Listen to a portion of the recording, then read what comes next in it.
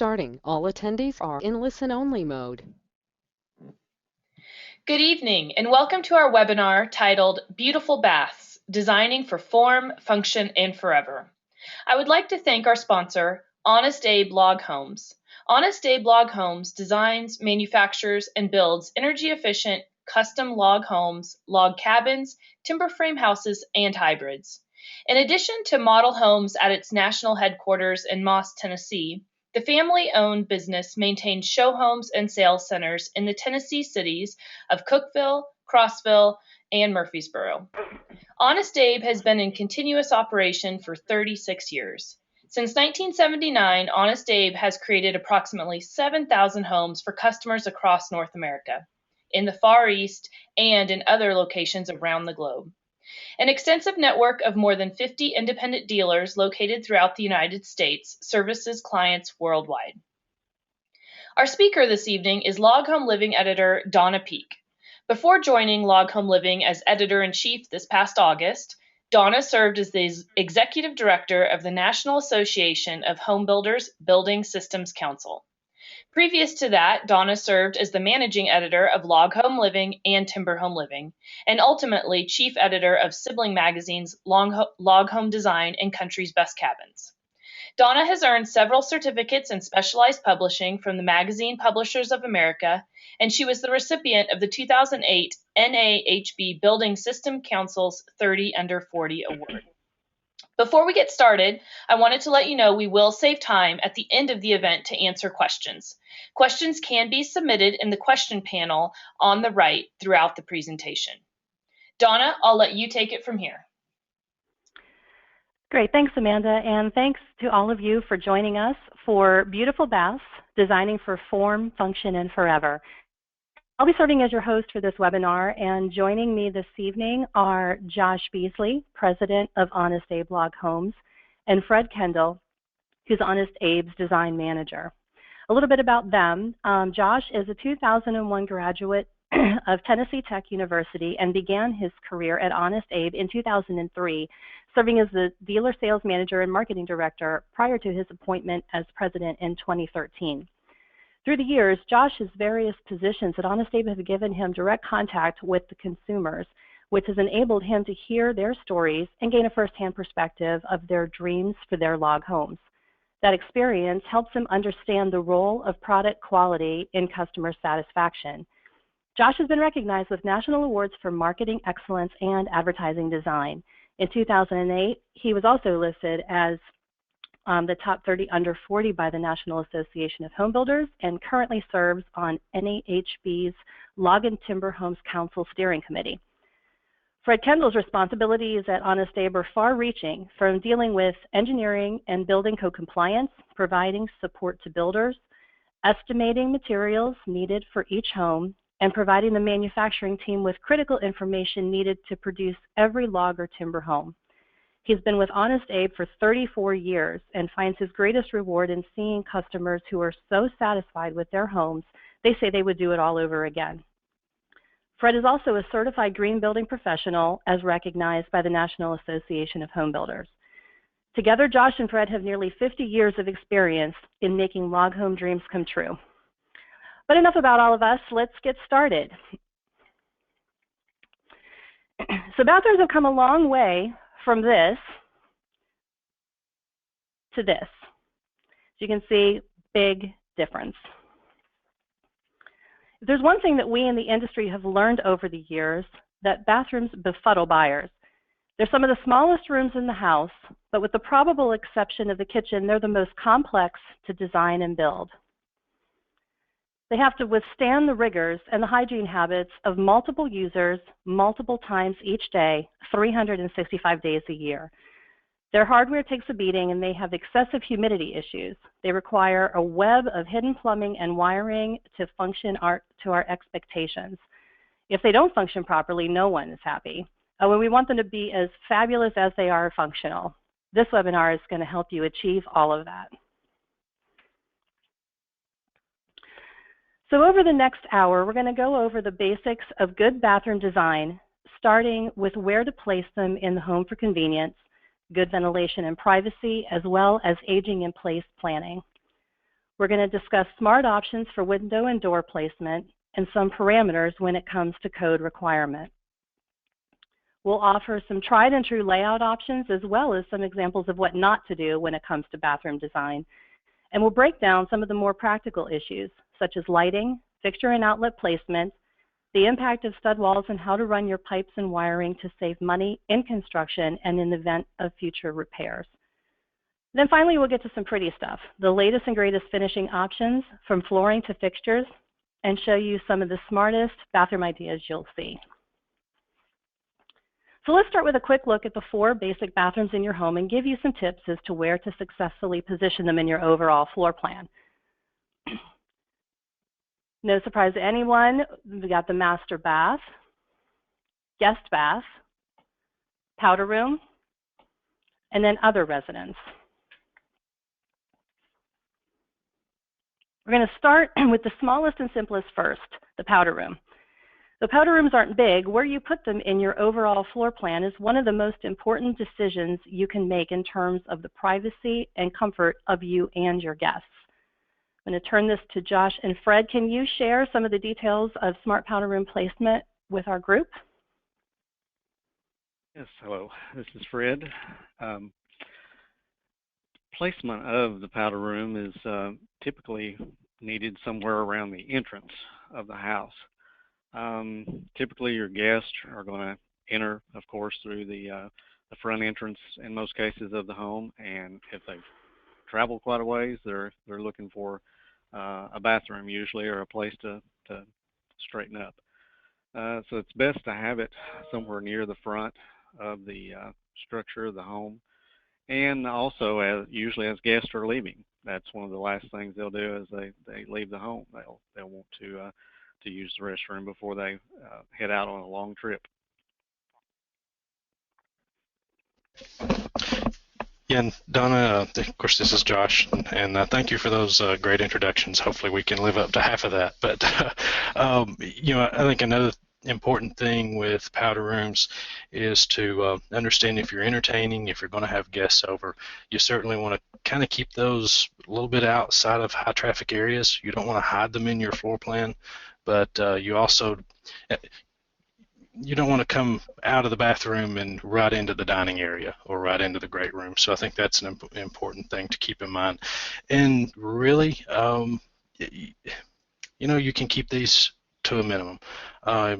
You don't want to use up a lot of floor plan space that could otherwise be used for more functional areas, more common everyday areas, because you're living in the home full time, and the powder room really does service guests maybe more than full-time residents. So you don't want to take up a lot of space in your plan.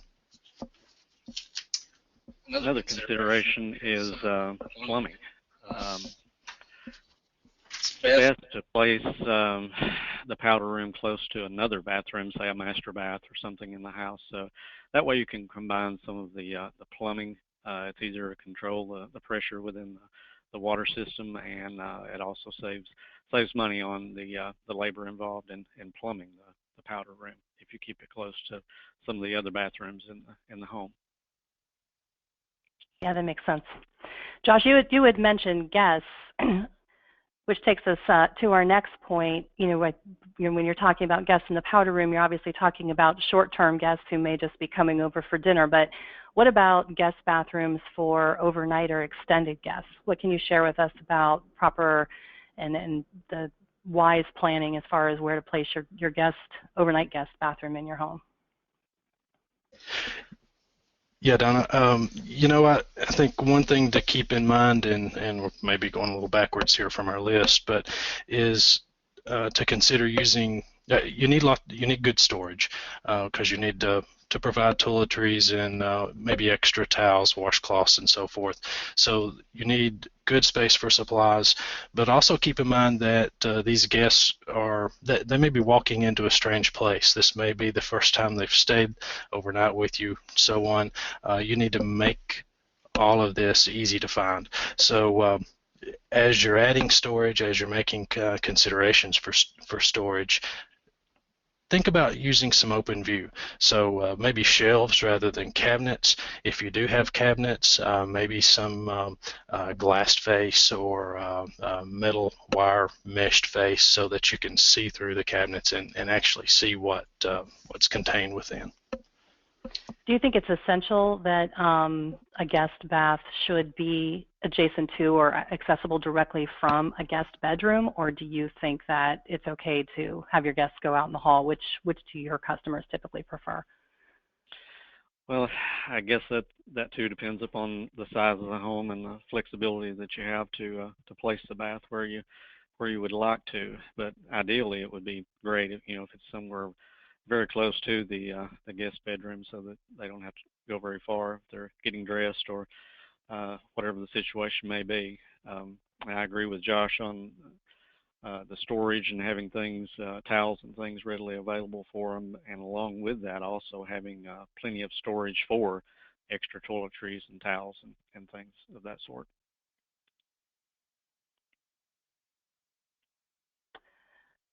So what about the important stuff, the owners, the people who are going to be using the home, the bathroom, day in, day out, 365 days a year? What are the essential elements that you feel belong in a master bath?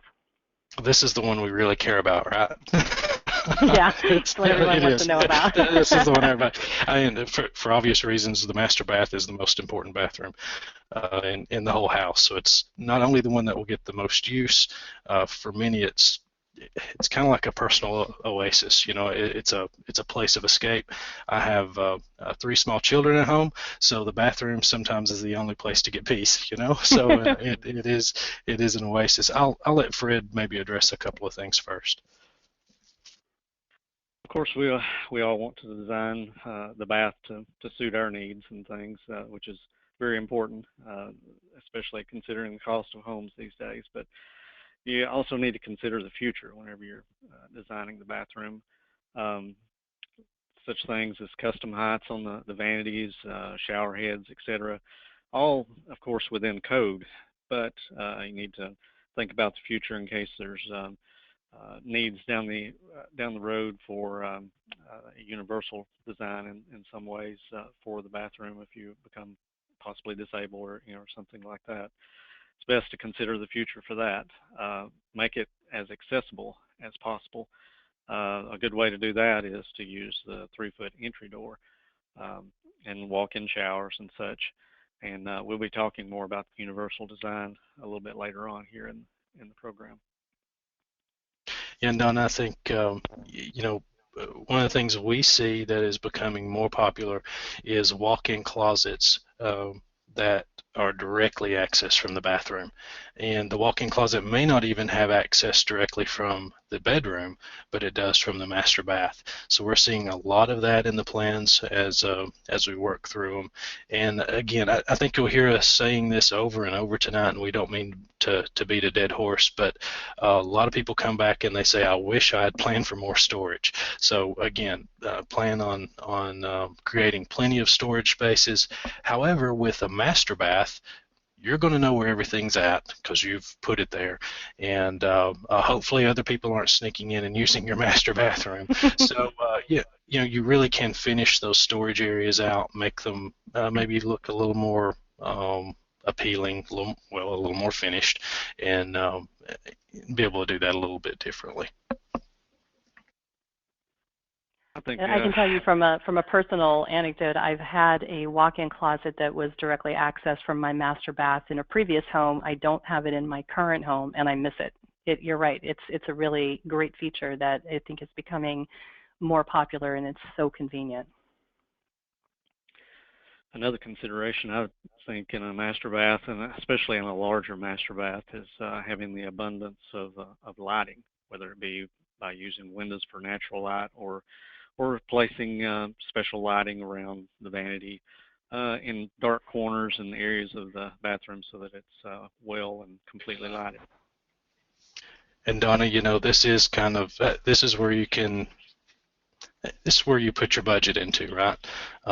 It's where I think homeowners have a lot of fun design-wise and creating a space that really is theirs.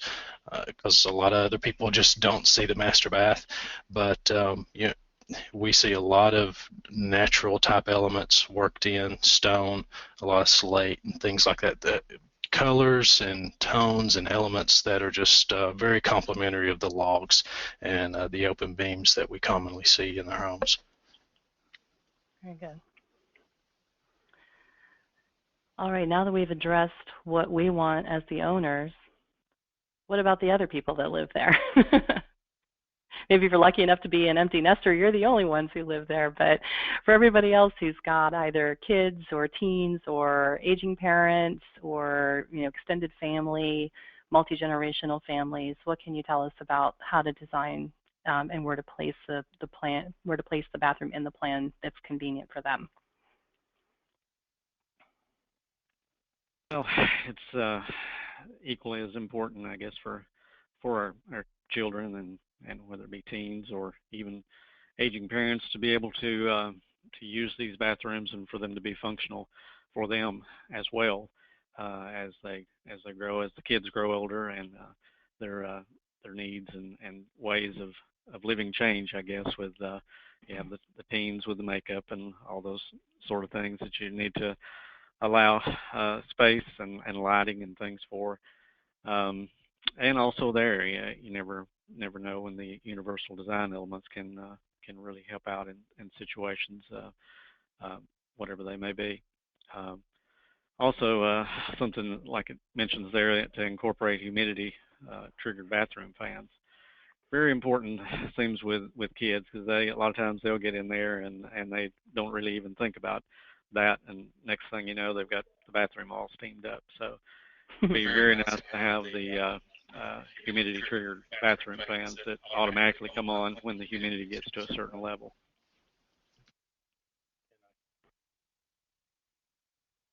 Josh, did you have anything that you wanted to add to that? Yeah, I have a personal story on that. My 9-year-old thinks that he's supposed to steam a lobster when he takes a shower at night.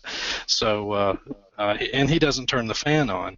And so we have wallpaper peeling in that room right now, thanks to him not turning the fan on. So I would reiterate what Fred said about humidity triggered bathroom fans.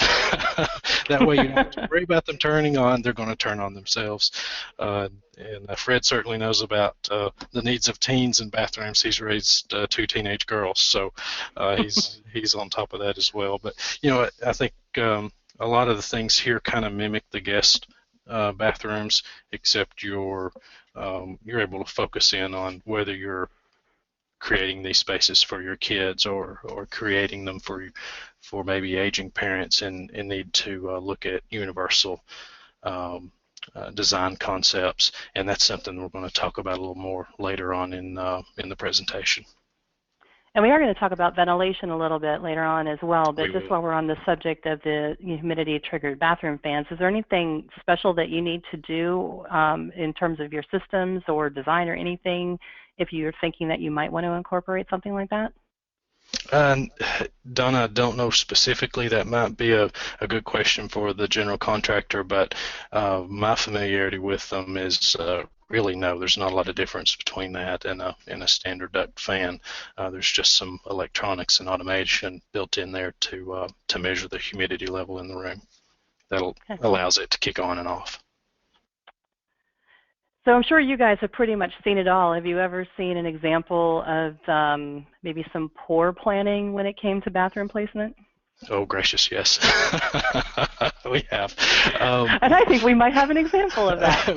we do have an example. A beautiful home, absolutely gorgeous home. But if you look at the layout of what we're looking at here, the master bedroom and the bath, notice the layout there. We actually drew this home for the customer, and that was supposed to be the garage and a breezeway and an enclosed breezeway, and that's how it was planned all the way through until they were working on it. They were building it themselves, and they called in one day and they said, "Hey, we want to turn our garage into a master bedroom." And we said, "Well, where are you going to put the bathroom?" "Well, we're going to put it in the breezeway." Okay, it's your house, and you can do what you want, but and I guess we bring this point up is planning really is essential, and with a little bit of tweaking, and if we had known this a little bit of more up front, we could have helped them rearrange all this space and advise them a little bit better, and created a space that works a little bit better. Because right now, if they're in the main part of their home and they want to go to their master bedroom, they have to do that through their bathroom, which is a little strange. So beautiful home, but just a weird layout, and it all stemmed from really poor planning on the front end. Yeah, and we have a picture here of just how beautiful that breezeway bathroom turned out. But again, like you say, it's gorgeous. Yeah, it's absolutely beautiful. But if somebody's in there and you need to get from the great room to the bedroom, no can do. Just crawl out a window and go around the other side or something, Yeah, exactly. Go outside and go in, crawl through the window. So we do have, let's look at an example of a little bit smarter planning when it comes to placement of any bathroom within the home, but specifically we'll look at the master bath, and in this plan how you combined it in terms of plumbing and wiring and such with the powder room. Sure, and yes, and this is a better example of good planning, being able to do some things that help with cost, but also make the design flow well. So looking at this plan, this is actually a model home that we built in Crossville, Tennessee. But you can see right off of the master bedroom, you have a double vanity sink. There's a walk-in closet just behind that. And then you have a slider door. It can be a little difficult to tell, but there's a slider door between the double vanity and the water closet slash shower area. So that's able to provide some privacy. At the same time, there's plenty of space within that design. So it's kind of a little sectioned off, but also provides a lot of form and function there. And then also just on the adjacent wall from the shower, we have the powder room built in. So you're able to keep the plumbing fairly close, everything pretty close proximity there on the first floor. Yeah, we even have the second floor here where you can see the second floor bathroom for the guests or other residents is stacked right on top of that, again, taking advantage of all of that same plumbing and keeping costs down. Exactly. Yeah. Well, in putting this together, as we were discussing the presentation, we realized, that in terms of how we think of it, there's really 3 F's to the bathroom design. You've got form, function, and then forever. So we're going to talk a little bit about these 3 F's, and we're going to start with the first 2, form and function. Those kind of go hand in hand. And Fred, if you would, can you share with us a little bit about just a very basic level what codes require and why some of these codes are in place? Yes. One of the first that's listed there is every dwelling must have a toilet, sink, and shower tub connected to a fresh water supply. No outhouse, like going back to the beginning, right? Right. It has to be a little more modern than that. A little more modern. Yeah. The fixtures must be connected to a public sewage or approved private disposal system. Showers at least 30 by 30 with a 6-foot minimum height finished. A much smaller size, and the average person really wouldn't be able to fit. So it's actually difficult to find a pre-made shower that small, a 30-inch by 30-inch. Really the minimum that you can find readily is a 32-inch by 32-inch. That's the smallest without, I'd say, special ordering, a 30 by 30. But if you get any smaller than that, an average person just won't even fit in it. Toilets, minimum of 15 inches from center on each side and 21-inch clearance from the front. 18 inches is a much better distance to shoot for really than the 15-inch minimum. Most homeowners find this to be a more comfortable spacing. Gives you a little bit more room on each side, some elbow room, so to speak. Mm-hmm. The PEX tubing is recommended over PVC. Some of the pros with the PEX tubing is that it's adaptable and easy to use plumbing system. It's got fewer fittings, making it faster to install with lot less chance of leaks. It's more burst resistant due to its flexibility to expand and contract, and you can have a pressure balance system with this type of plumbing. And it can be bent around corners, eliminating need for couplings. And of course, the less couplings that you have, the less chance you have for leakage or things busting or causing problems down the road. So the PEX tubing is the tubing that looks like a braid almost, correct? It's not the rigid white PVC that people are used to. It's the silver metal stuff that looks kind of like it's braided. No, not actually. It's more of a plastic type substance. Oh, it's the plastic one. Yeah, it's a plastic type substance. It's not the braided type hoses that you see used most commonly around vanities and places like that, where the plumbing comes up through the floor and you have a little connector line that goes up to the faucet. It's not that type. It's more of a bendable, flexible plastic type of tubing or pipe that like it says, it's a lot more convenient to use around corners, and you see it used a lot with like what they call the bladder systems, that controls the pressure within the plumbing. Mm-hmm. So speaking of all the plumbing, plumbing is one of those things that, along with HVAC systems, that kind of perplex people how you get the plumbing to work in a log home. So can you explain a little about what you recommend and what you guide your customers to do when it comes to plumbing and also wiring for a bathroom? Well, I guess the biggest thing is, as Josh mentioned earlier, is the pre-planning.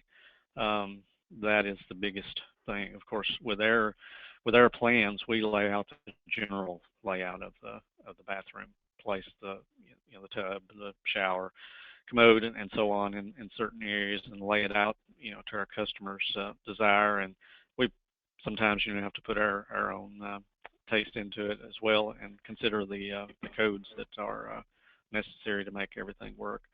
But a good thing about plumbing and wiring a bathroom is that a lot of that is located within the floor system and within the interior walls. But occasionally, as the picture shows there's sometimes the need for a light switch or receptacle in the log wall. If that's the case in that particular design, that will need to be drilled and accounted for as the logs are laid in place. In other words, anytime we're allowing for a receptacle or anything of that sort of a light or anything, the logs are drilled as they're laid in place to allow wiring to come up through the floor and up through the logs to that desired receptacle location. Another thing to consider is with the stacked bathrooms, you need to be able to bring the plumbing up usually through an interior wall. That's the best way to handle that. Avoid it at all possible of bringing any plumbing through the log wall. And it's hardly ever that you have to do that, really, because all the plumbing and a lot of the electrical, they come up through the floor system, which really helps out in respect to the log home. Are there any guidelines as to how many outlets, wall switches, and all that you recommend that people put in? Are there any code limitations as to where you can place any of that stuff? I know there are some regulations as far as you can't have them, anywhere near a tub or shower area, of course. In general, most of the plug-ins receptacles are generally located above the vanity area, somewhere above the floor level. There's, I think, limitations as far as how close they can be to the floor for safety reasons, due to all the moisture and water that can accumulate on a bathroom floor. And of course, they always have to be like a GFI type of plug that if anything does go wrong, if an appliance, say a hairdryer, if it shorts or something like that, they're very sensitive and they'll automatically shut any power off to keep someone from getting hurt or shocked. I know, and maybe this is a woman thing, but it always seems like you never have as many outlets as you need. So I was wondering if, from personal perspective, is there any reason why I can't have about 6 outlets near my sink? Yeah. Because that's usually about how many I need. Especially with a daughter, too. It's rough. All right, earlier we talked a little bit about the ventilation and the automatic fans. So let's talk a little bit about why ventilation and humidity control it's important in any home, but let's talk a little bit about why it's really essential in a log home. One of the big reasons it's very important to control ventilation in a log home is that we, as a company here, we kill dry our logs, which brings the moisture down to a certain level to control shrinkage, checking, and so on. If you introduce a lot of moisture to, say, the interior of an open log wall, and then you have another instance going on outside, say very, very cold weather or very hot weather, the log is going to react differently on the inside. In other words, it's going to soak up a lot of moisture, whereas on the outside of the log, it's going to remain probably dry, or in the winter it may be actually cold enough to be frozen. So there's a big reason there to control the moisture inside the bathroom so that you don't end up with the log wall decaying, maybe checking too much. Various things can happen with the moisture, can cause a lot of issues.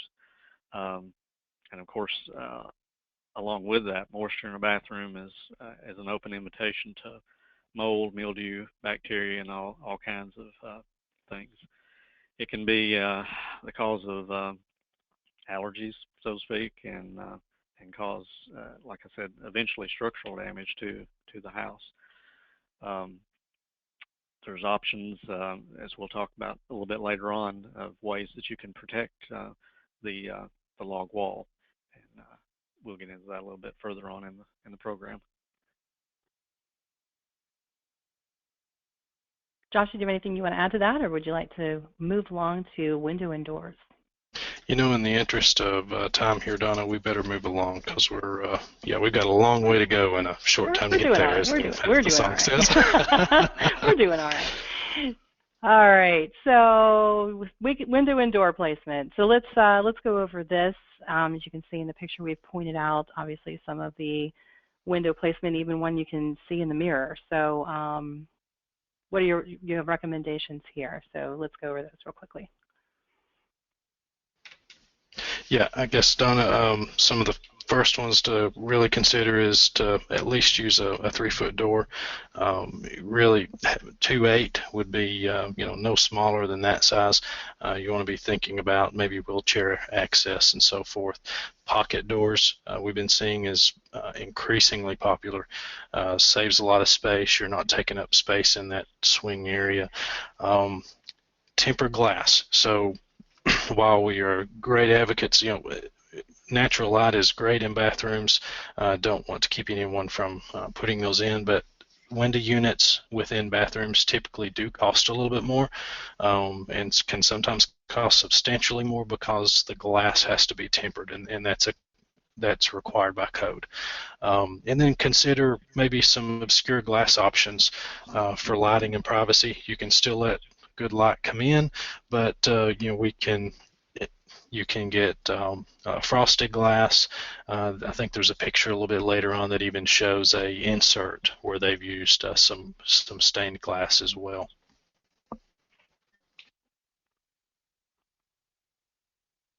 One of the biggest things that we consider when designing a bathroom is the tempered glass. Is something that we really pay a lot of attention to as we're designing and drawing plans for the house. Quickly, some of the things that are required or that makes tempered glass required. The bottom edge of the glazing is less than 18 inches above the floor. The top edge of the glazing is more than 36 inches above the floor, or one or more walking surfaces are within 36 inches measured horizontally and in a straight line of the glazing. So that nearly, I'd say 95% of the homes that we design, the bathroom is always tempered. And that's due to just a bathroom is not that large of a room, so it usually falls into those guidelines that are laid out in the code for that window to be tempered. Good. All right, some fixture options and orientation. So just if we could just go over, some of the options are obvious, and just maybe just briefly touch on the different options that are available. Yeah, there's a lot of configuration options available in the bathroom, and particularly the master bathroom, more than you'd probably think. Ultimately, the decisions you make should be based on having the most efficient and comfortable layout for your lifestyle. So, with bathtub options, obviously there's the traditional inserts to more like what you see in the picture here, to jacuzzi tubs. Just realize the space that's going to be required for some of those can be considerable. Showers, also you're back to inserts, to more of a walk-in type shower that you see here. This design and layout that you see in the picture on the screen now, in particular, is very common. People that's considering, I'm going to be here hopefully for the rest of my life, and I want to have easy access in and out of the shower, good handlebars, maybe a place to sit, and so on. So that really is accommodating their lifestyle from now and beyond. Then with sinks, obviously you have single, double vanities. Toilet, one of the big things we see is the toilet in the room with all the other with the rest of the space, or is it isolated to its own water closet? And that's something that certainly seems to be a popular choice if space is available to do so.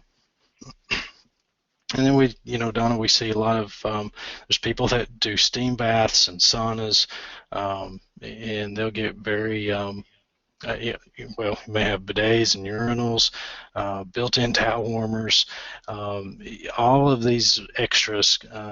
It's kind of the sky the limit. Depends on your budget, what you really want to do.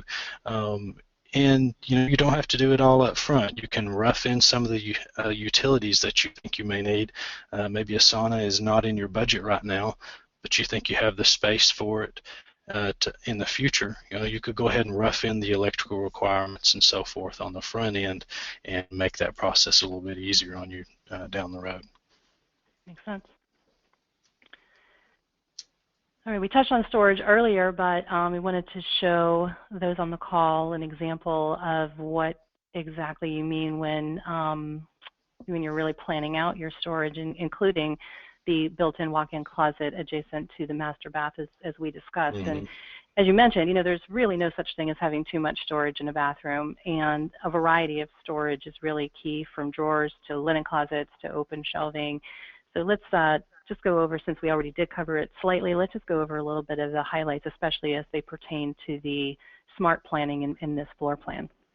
Sure, and we just kind of picked one out. We could have picked any number of plans, but this one kind of jumped out because it has a lot of little components of what we've discussed. The walk-in closet is directly accessed from the master bedroom.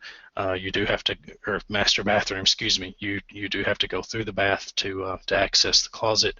But really typically you think about how most of us prepare and get ready to leave the house in the mornings or evenings.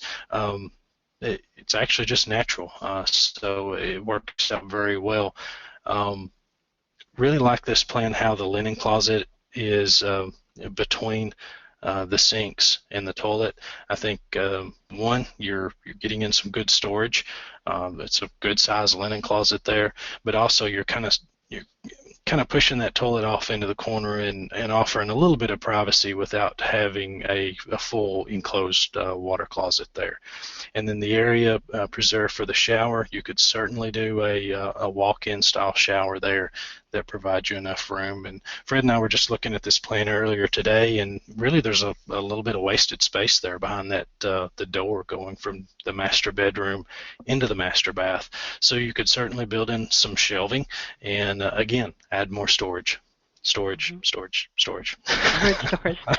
and more storage, just when you think you have enough, a little storage.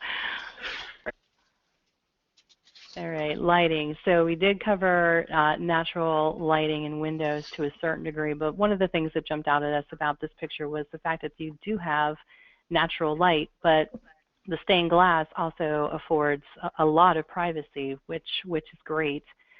One thing we haven't talked about is skylights. Are skylights a good idea for a bathroom? Yeah, they certainly can be. We really don't see a lot of skylights, but yes, they can work out very well in a bathroom, especially considering you don't have to worry about obscuring views that way. You can bring in the natural light without having to worry about frosted glass or drapes or this and that, Right. Hopefully you don't have anyone standing on your roof trying to look in. Hopefully. If you do, you've got problems. And then, of course, you need your artificial lighting for nighttime. So let's talk a little bit about what kind and what what the benefits are of each different kind of lighting that there is. Sure. Really, you have the ambient lighting of the room, task lighting, and then more of an accent type lighting. So I guess really the focus is the task lighting.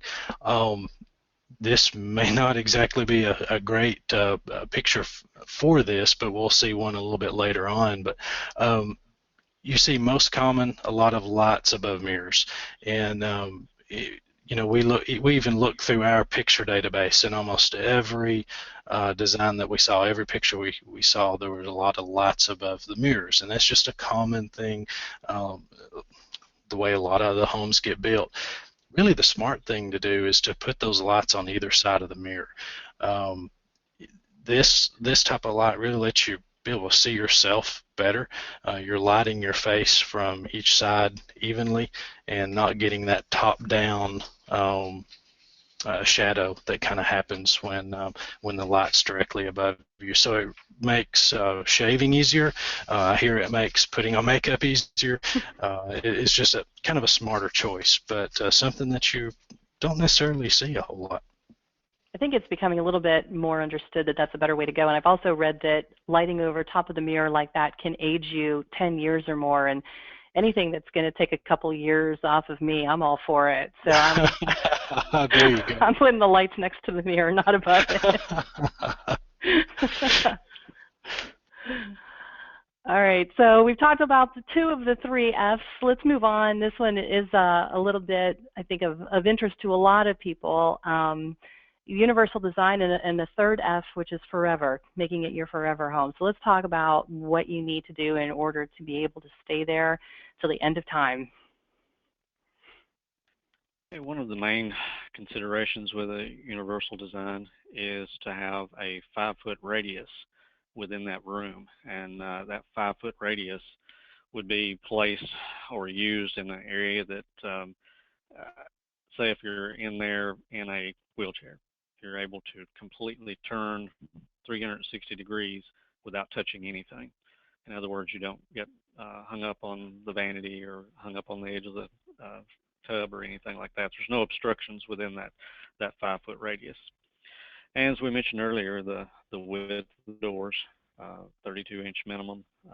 34-inch to 36 inches is better.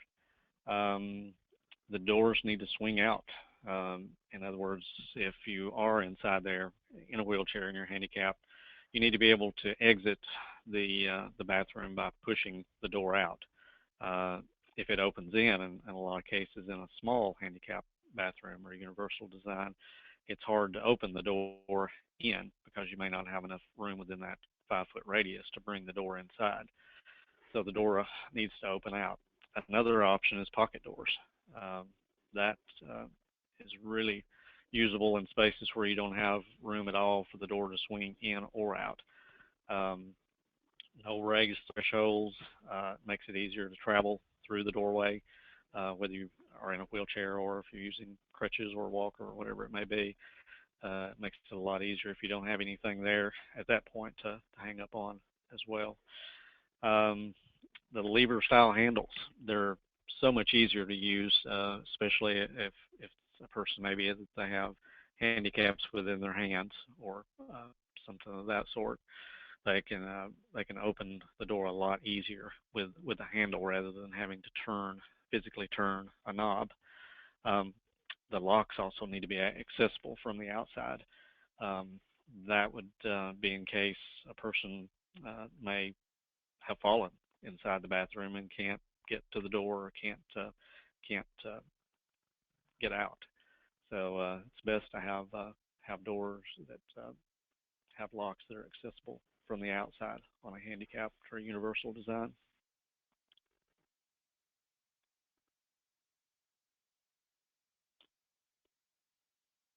And then moving on to fixtures, any special needs that are there as far as, the vanity, the toilets, barrier-free showers, and so forth?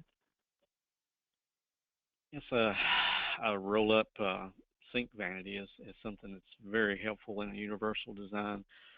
A barrier-free shower with a seat.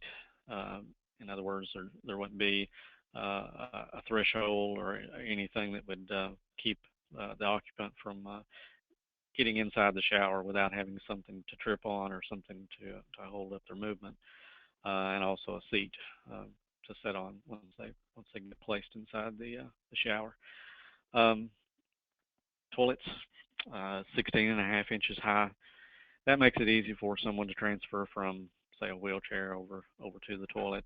It's not so high that they might fall as they're moving from one point to another. Single handle, easy grip faucets. There again, just instead of having the knobs that have to be turned, just easy to turn on and off handled sink works best. Wall-mounted handheld shower head. That as well is very usable by someone who may be handicapped in some way. They can move the shower head in that way to where they are rather than having to move themselves to where the shower head is. Side-mounted bathtub faucet. That can be very handy too, to have the faucet tied into the bathtub, so that some of those functions that we normally stand and do at the faucet or the vanity can possibly be done there as a person is in the bathtub. Other considerations are wall-mounted grab bars, impact-resistant tub shower enclosures, slip-resistant flooring in the shower especially, programmable faucets. That way they automatically turn on and off. Don't have to have as much human involvement. Varied lighting levels. There you may want to install like dimmers that may be used at certain times, or their handicap may be vision or something where they cannot have bright lights, or they may need bright lights, depending upon the disability. Shelves accessible from seated positions. That is very handy as far as reaching towels, soap, things that are needed while that person is bathing in the bathroom, that keeps them from having to move so many distances there within the bathroom. They can do everything from one spot. Good, that's all very helpful. All right, well, now that we've pretty much exhausted every level that there is about, how to make it functional, let's talk a little bit too about the do's and the don'ts of how to make it beautiful. And I'll give you guys a break, and you've been doing a lot of the heavy lifting and the talking, so I'll just go over these. And we're going to start with this beauty. Believe it or not, at one point in time, this bathroom on the left was considered good and trendy and nice.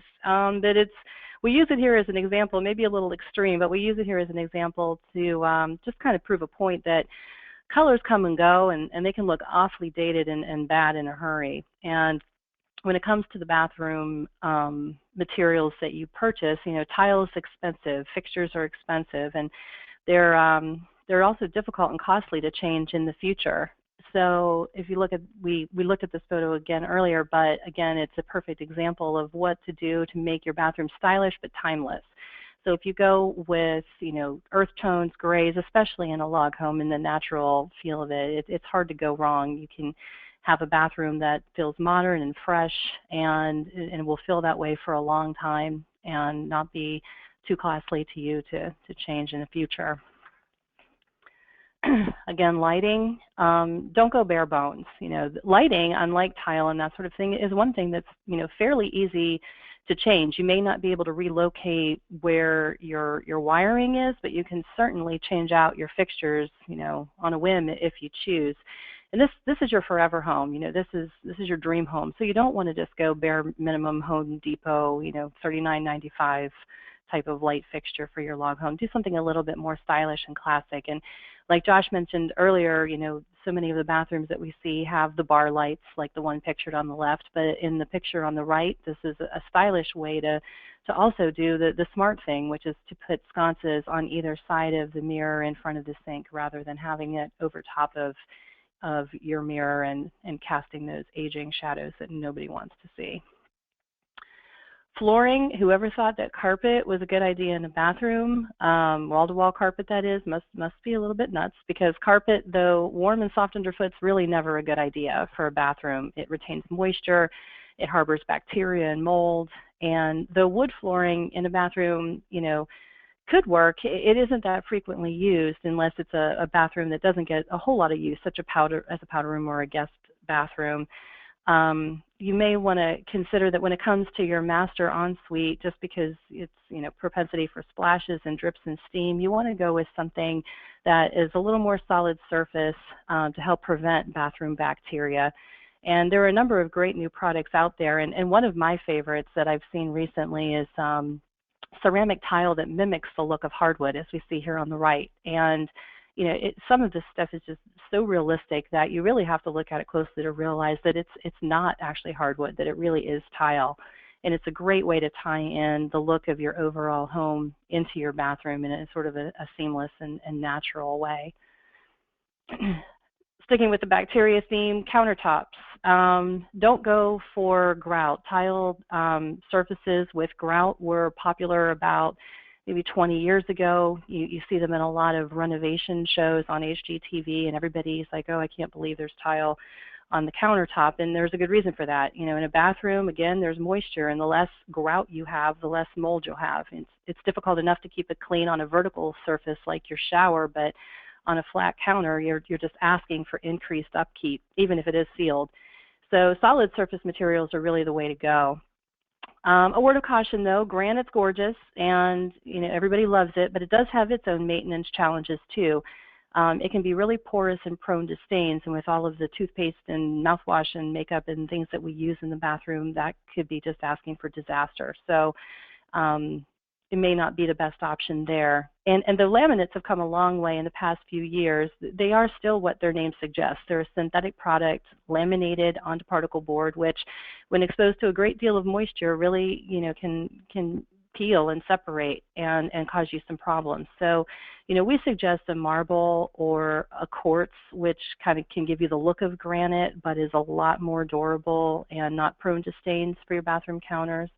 And there are nearly endless color and style options available at a variety of price points. Plus, your bathroom, counter space is relatively small compared, to shopping for these materials in a kitchen. So the lack of need that you'll have in terms of surface space will help to keep costs down.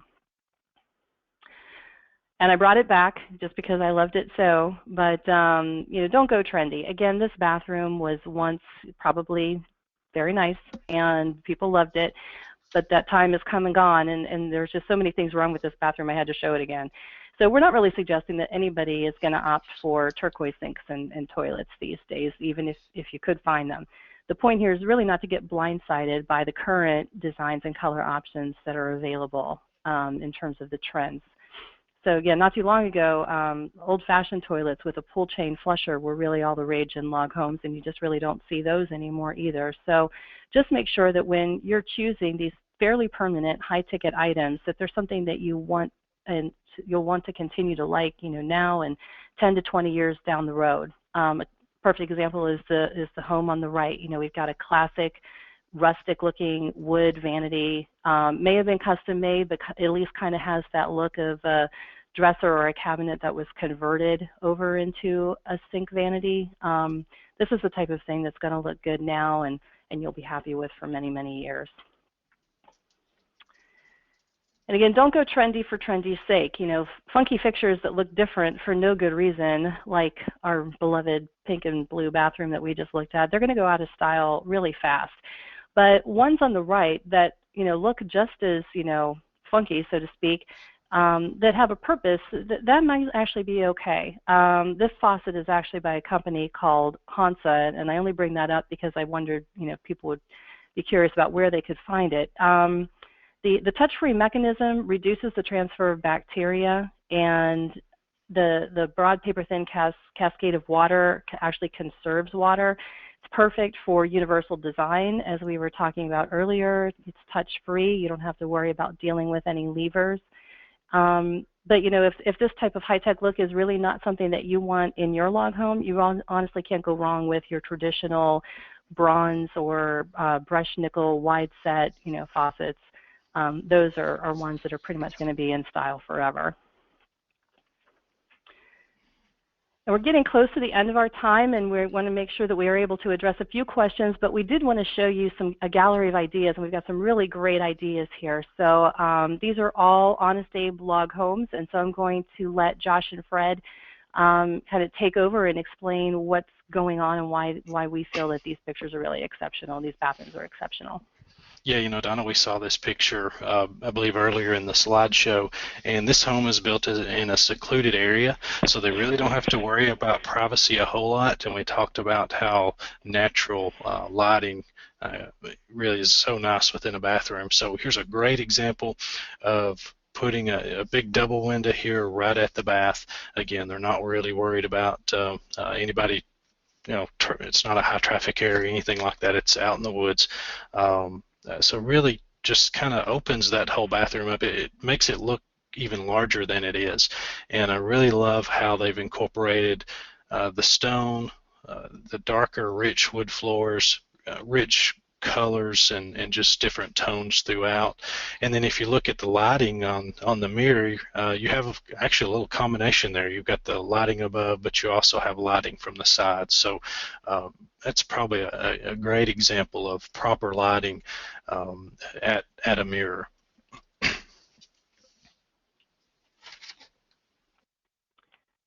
And what can you tell us about, I love this picture. I just think this is such a clever idea. Can you explain what's going on here? Yeah, you know, we love it as well. It's a great idea of taking a piece of furniture and really converting it for another use.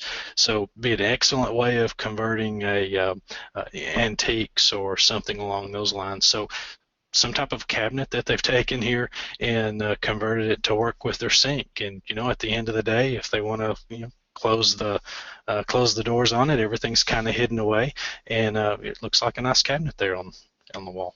Mm-hmm. And here's somebody who used the sconces on the side, which is good. And also very interesting sink treatment, and love the open shelving on the side. Yeah, it's a great idea there. The open storage. This is a perfect powder room example. You know, where they can easily see where all the supplies are for the bathroom. neat farmhouse apron front sink. That's something we see in a lot of the log homes. Sometimes they'll be stainless steel, but this one appears to be a ceramic or something that they've incorporated into that design. Yeah, and something you see in kitchens, but you don't really see in the bathrooms, and it looks really stunning there. Yeah, it does. Walk-in closet off the bathroom. Yes, that's a nice closet there. Some of the considerations there for a walk-in closet like this is to have the shelves and hanging rods located near the entrance of the closet to let you feel the openness after you enter into the closet. Excuse me. Allocate the space above hanging areas for storing folded items and purses, etc. A built-in dresser can be adjusted in the walk-in closet to make it more functional. In order to keep the related items close to each other and increasing the storage space, adjustable hanging rods can be used. The top shelves of your walk-in closet can be reserved for surplus storage to store the items that are not used frequently, like luggage or seasonal clothing. Mm-hmm. Just a few considerations for that ideal walk-in closet.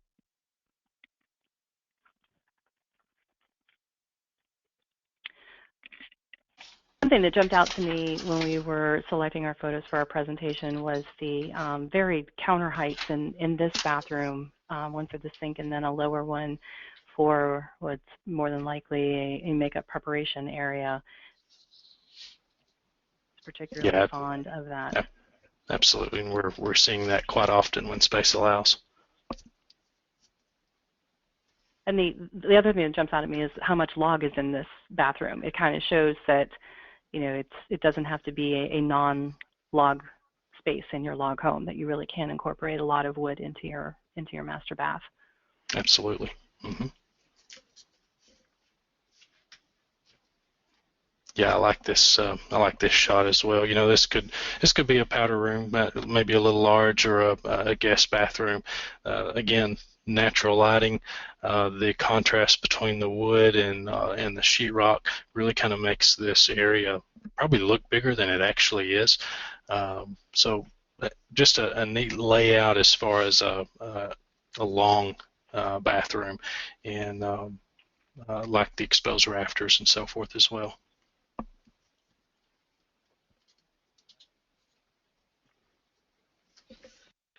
Yeah, this is a shower that we incorporated into our crossfill model. Quite open, a seating area. It's ideally an example of what I was talking about earlier in the universal design of being able to move about freely in that large space, and also to be able to have an area to sit, and then also the shower head it's set up with a hose that you can, you know, remove it and actually just sit there if you wanted to and use the shower head. Another thing that we incorporated into this shower, as you see in the back, that is actually a glass panel. We didn't want to cover up the beauty of those logs there with tile or, you know, some kind of enclosure. So to keep the look of the log and to protect it from the moisture that will be accumulated there in that shower area, we placed that glass panel that's sealed all the way around, so no water or anything can get behind it and cause problems. But a little bit of a unique thing there that we did with that open shower. Yeah, I just think that's genius. I love that idea. You take advantage of the beauty of the logs while you're there. And this is our final example for the evening, and this bathroom's just spectacular. Yeah, we're running a little long here, but this is our last slide. We promise. That's right, we promise. Love this bathroom. Love the way they use the varying tones of the wood as far as the interior stain that they apply to the logs versus the dark tones in the cabinetry. It really does give you an open feel. There's if you look, you've got electronics incorporated into the bathroom. So again, the sky's the limit based on what you need, what your lifestyle is. If you like to keep up with the news in the morning and you want a TV in the bathroom, just plan for that, and certainly doable. Plenty of storage in this area, lots of storage in below the sinks and under the countertops there. Also, you can kind of see there, Donna, there's your makeup station there again, and that certainly helps. Hey, that keeps all the makeup from being clustered around the sink. So, and then, sounds like you're speaking from experience. I'm not going to say too much. My wife may be on here, so. But with this particular layout, the shower is enclosed. There's a walk-in shower that's kind of closed off. There's a water closet that's on its own. So it really leaves the rest of the bathroom to kind of be open. And if you look up toward the top of this picture, you can see the windows that's in the end of this house, the end of the gable, and that's allowing a lot of natural light to flow in. And there's actually just a half wall there, and right across from that wall is the master bedroom. So it really gives you an open, airy feeling within the bathroom. You don't feel like you're closed in. It's very spacious. Very smart. Well, we can't thank you all enough for bearing with us as we go through all of it's a lot of material that we covered in a short amount of time, and certainly we want to give you all the opportunity to ask any questions that you might have. I'm going to trust Josh and Fred because I actually cannot see the questions because we're using my computer for the slideshow. But yeah, and I think Amanda, do you have some of those? Yes, sure. Thank you, Donna, Fred, and Josh for a great presentation.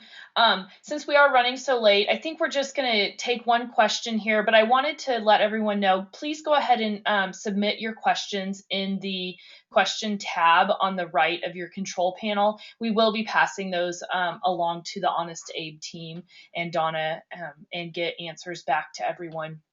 So, and you will also see on the screen the information to contact the Honest Abe team directly. That being said, Fred or Josh, do you guys want to comment any on Jack and Jill bathrooms and where those are best placed in a home? Oh yeah, that's a great question. That can apply in a couple of different scenarios, I believe, and Fred can speak to this if he wants, but I'm thinking of multiple guest bathrooms. Certainly, unless you plan on regularly entertaining and having guests over, then to me the cost of 2 separate bathrooms for maybe 2 bedrooms seems a little excessive. It seems more practical to let those 2 guest rooms share a bathroom. Then in my family's case, we have 2 boys and 1 girl, so guess which 2 are going to get to share a bathroom, So I think just practically speaking, if you can do a Jack and Jill, it really helps keep costs down from adding so many bathrooms throughout the house, because they are an expensive space, maybe second only to the kitchen, but per square foot they are an expensive part of the home. So yes, proponent for Jack and Jill's, and we do see those, Fred, we see those fairly common in our plans, don't we? Yeah, occasionally they'll be needed in some of the designs that we see come through, but I agree wholly with Josh on all the comments that he made about that, about the need for it and how it can be utilized. And I wish we had more time here, Amanda. I do see a lot of good questions, and yes, we will get back with all of those folks on an individual basis and help them with those. Great, thank you, Josh. We do hope everyone enjoyed the presentation tonight, and we will be sending out an email with a link to the recording of this event. I know a few people had questions about that, so be watching your inboxes, as you will see an email coming from MyWood Home with the link to the recording within the next 24 hours. On behalf of our sponsor, Honest Abe Log Homes and MyWoodHome.com and Log Home Living, we would like to thank you for joining us. Have a good night, everyone.